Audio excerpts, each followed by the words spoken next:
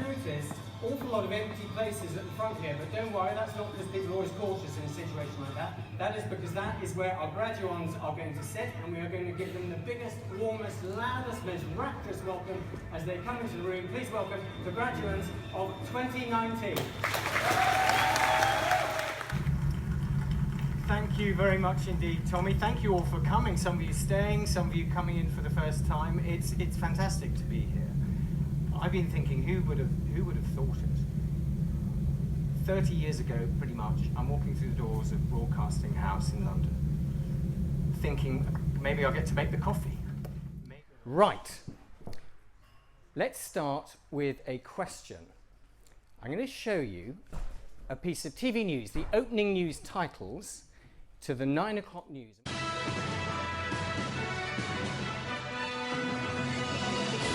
It caused a real stir, actually. The Daily Mail got in a real froth about it, said it looked very, very sinister, looked very fascist, looked too energetic.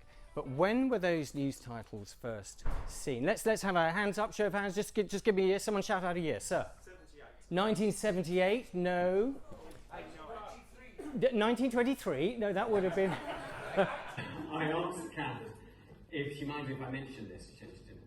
She's flown in from Hanoi this morning. Landed at what time? 5:45. So just as well. And Kat said, well, I hope I'm going to stay awake. And I think it's fair to say, all been wide awake, taking notes. What an energising morning it's been as we enter the afternoon. Kat, I don't want to steal your thunder. We're going to hear about Olympic rowing and diplomacy. That is a mix that I cannot wait to hear. What I liked about it was that you were in control. It was well edited. You didn't overspeak. You knew where you were going. There was a little bit of humour, but not too much. And it was well balanced. Well, the first thing, John, is the preparation work that you do beforehand. You don't just roll up on the day. You really add value because you've put in the time, you've spoken to each of the speakers, you really understand and get into the theme of the event.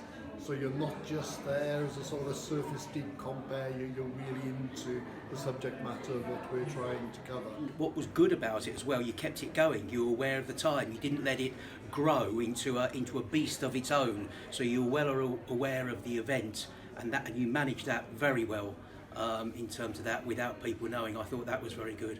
Came across very well, very fresh, a different sort of approach. John, you made the morning much more interesting, and with your interjection in what could be possibly a mundane subject, interesting and sometimes amusing. We were pitching in with some questions that some of us might have had in our minds and maybe were a bit too shy to ask, and just helping the whole thing to flow. What I loved about today was it flowed beautifully. It wasn't all about you, which it can be with hosts. You took the time to speak to people, you were humble, everything was timed brilliantly, but you took a real interest in everyone else and the fellow speakers, what they'd done. I just think the balance was perfect. Tony, let's end on a live news incident that did not go entirely according to plan.